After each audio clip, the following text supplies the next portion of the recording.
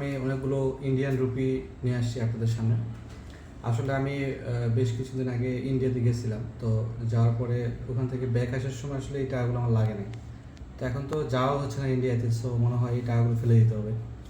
তো আমি দেখাই আপনাদেরকে, আমার কাছে 500 টাকা থেকে শুরু করে 1 টাকা 2 টাকা নোট পর্যন্ত আছে। দেখাই আপনাদের, এই যে এটা হচ্ছে 500 টাকা নোট। এটা যে মহাত্মা গান্ধীর ছবি দেওয়া আছে। 500 টাকা নোটের অনেকগুলো আছে, এই যে দেখেন, এই যে এতগুলো টাকা, 500 টাকা নোট, অনেকগুলো টাকা আছে। এরপরে হচ্ছে 100 টাকা নোটও আছে, যেটা এই যে মহাত্মা গান্ধীর ছবি দেওয়া 100 টাকার নোট। এরপরে হচ্ছে এই যে 100 টাকার নোট অনেকগুলা।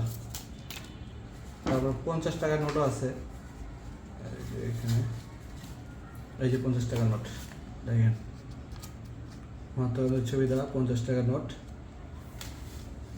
দুইটা। এগুলো 100 টাকার নোট, এটা পুরানো না। এরপর হচ্ছে এটা 200 টাকার নোট, এই দেখেন 200 টাকার নোট। এগুলো 50 টাকার নোট, এই যে। তো এই যে 20 টাকার নোট, এই যে 20 টাকার নোট দেখেন, এই যে এগুলো 20 টাকার নোট। এটা হচ্ছে 10 টাকার নোট, এই যে কিরকম পুরানা, দুর্গন্ধ আছে অনেক। আচ্ছা, এটা হচ্ছে 10 টাকার নোট। অনেকগুলো কয়েনও আছে আমার কাছে, দেখাই। এই যে এটা হচ্ছে 10 টাকার কয়েন, এই যে এটা 10 রুপি। আচ্ছা, এই যে দুইটা 10 রুপি। এরপর হচ্ছে 5 রুপিরও আছে, এই যে একটা, দেখা যাচ্ছে কিনা জানি না, 5 রুপি।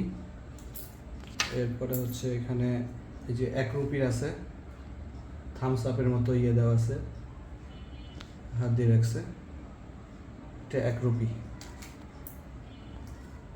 আচ্ছা, এটা হচ্ছে 2 রুপি, এই যে এটা ছোট, এটা অনেক, 2 রুপি। এছাড়াও আরও আছে,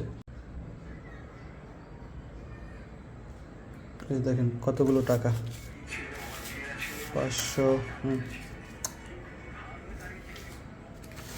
500, 50, 100,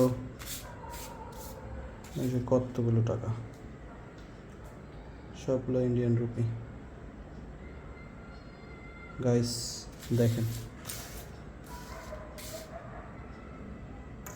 1 টাকা, 5 টাকা, 10 টাকা সব নোটে আছে। এই টাকাগুলো সবগুলো ফেলে দিতে হবে, এগুলো যাওয়া হবে না, ব্যবহার করা যাবে না।